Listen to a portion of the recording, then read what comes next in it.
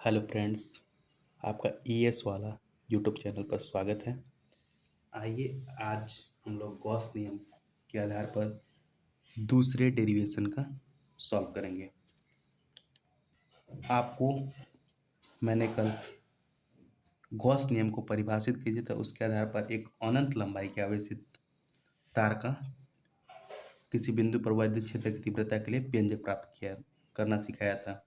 पहली बात कि दोस्तों गॉस का प्रमेय होता क्या है।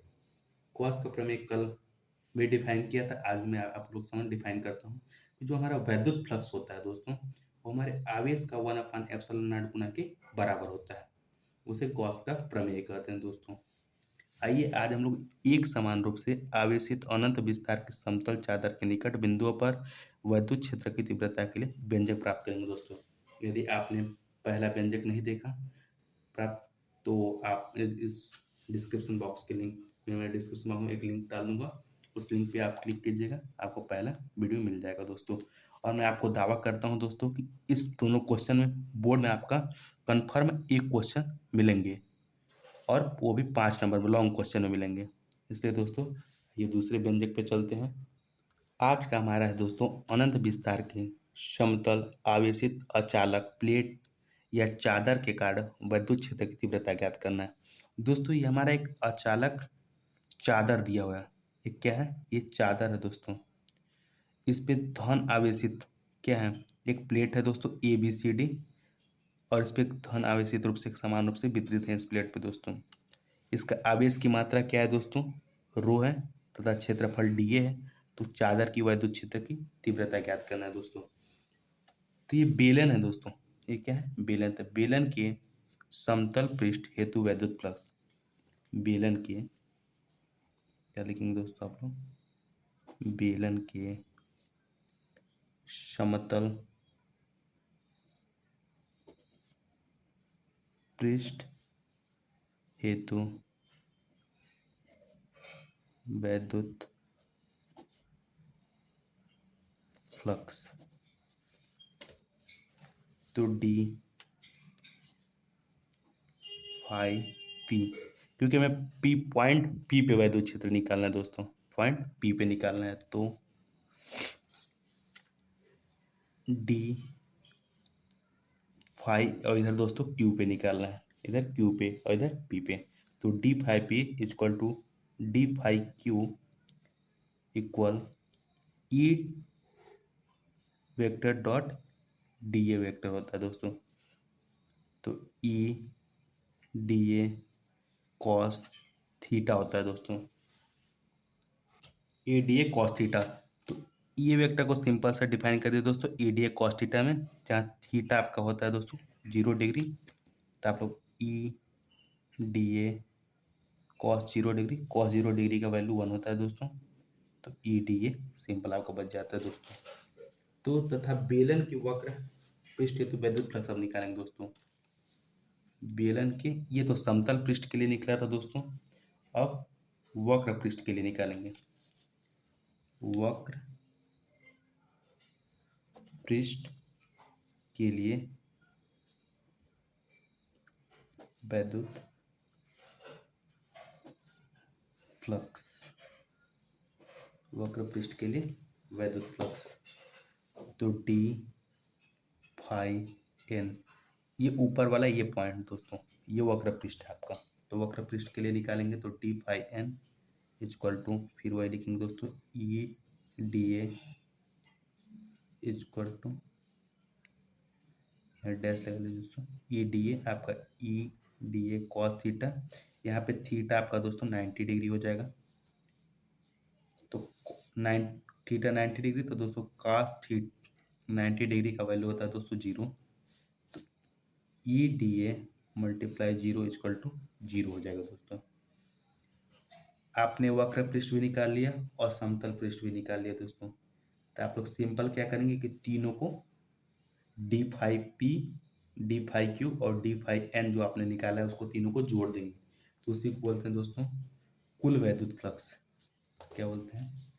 गॉसियन पृष्ठ का, गॉसियन पृष्ठ का कुल वैद्युत फ्लक्स,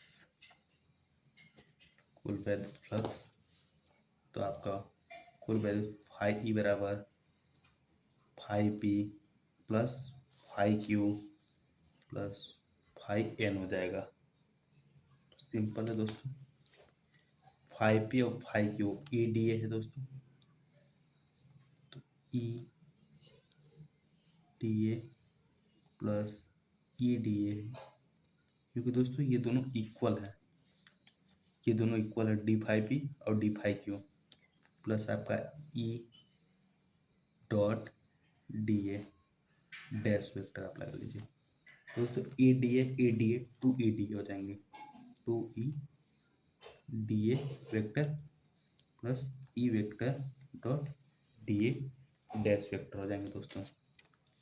तो आप इनको इंटीग्रेशन फॉर्म बना लेंगे, तो टू इंटीग्रेशन फॉर्म में ई डी ए प्लस में देखिए ई डी फाई एन का वैल्यू आपका जीरो आया था दोस्तों, तो इसकी जगह पे जीरो पुट कर देंगे।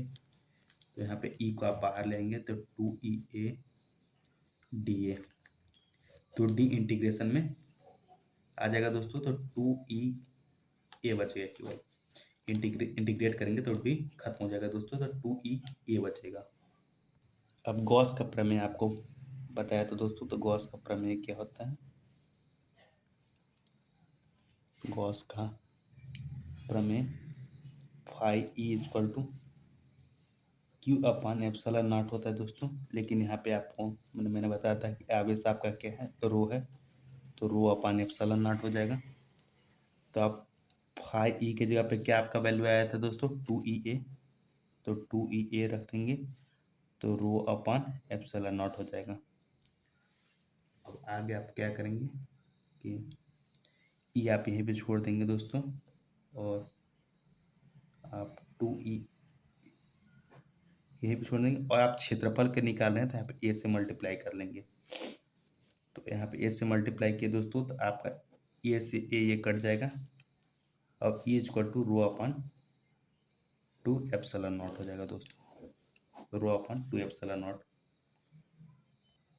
यदि आप ऐसा नहीं करते हैं दोस्तों तो कोई दिक्कत नहीं, आप सीधे आप ई बराबर लिख देंगे रो upon to A epsilon not, फिर भी सही है आपका। यदि आप क्षेत्रफल के लिए निकाल रहे हैं दोस्तों वैद्युत क्षेत्र की तीव्रता, तो क्षेत्रफल से होकर जाती है, तो ए आपको से ए इधर कट जाएगा दोस्तों, तो ई बराबर रो अपन टू एप्सिलॉन नॉट।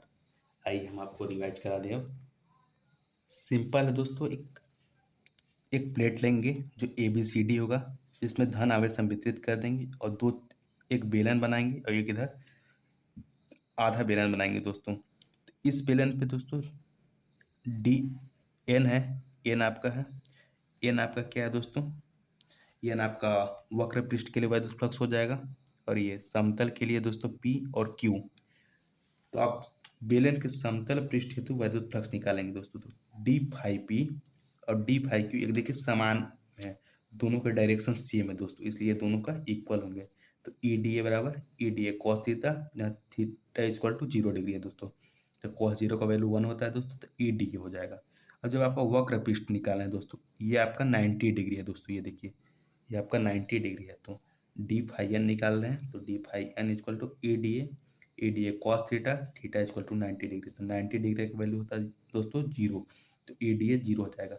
अब गॉसियन पृष्ठ का कुल वैद्युत फ्लक्स निकालेंगे दोस्तों, तो D phi P, D phi Q, D phi N, तीनों को जोड़ देंगे, तो फाई बराबर phi P, phi Q, phi N, तो ई डी ए, अब E D A equal to E vector dot D A dash, तो ई डी ए दोस्तों क्योंकि फाई पी और फाई क्यू बराबर है, तो E D A two E D A हो जाएंगे। अब E vector dot D A vector dash, तब टू ई को बाहर ले लेंगे दोस्तों, और डी को अंदर रख लेंगे डी ए को, और ई डी ए का वैल्यू आपने 0 निकाला है, मल्टीप्लाई किया तो टू ई आ जाएगा दोस्तों, क्योंकि डी इंटीग्रेट किए मतलब समाकलन किए तो उसी के अंदर चला गया दोस्तों, टू ई ए बचा। अब सिंपल गॉस का प्रमेय लगा दिए दोस्तों, फाई ई बराबर क्यू अपान एप्सिलॉन नॉट। आपका आवेश क्या है दोस्तों, यहाँ पे रो है, और क्षेत्रफल ए के लिए निकाल रहे हैं दोस्तों, तो पाई की जगह पे क्या रखिए, फाई की जगह पे two E A rho A epsilon naught, तो ए से काट दिए दोस्तों, आपका टू नीचे आ गया, E equal to rho upon two epsilon. दोस्तों यही आपका आपका 5 नंबर पक्के हैं दोस्तों, 5 नंबर कन्फर्म है दोस्तों। इसलिए दोस्तों इसको आप एग्जाम में देने जाने से पहले आप जरूर इस वीडियो को देखें दोस्तों। आपका 5 नंबर कन्फर्म है, मैं ये दावा करता हूँ दोस्तों। यदि वीडियो पसंद है लाइक कीजिए, शेयर कीजिए, सब्सक्राइब कीजिए और ज़्यादा से ज़्यादा बच्चों से शेयर कीजिए दोस्तों, जिससे कोई वंचित ना रह पाए इस वीडियो से। धन्यवाद दोस्तों।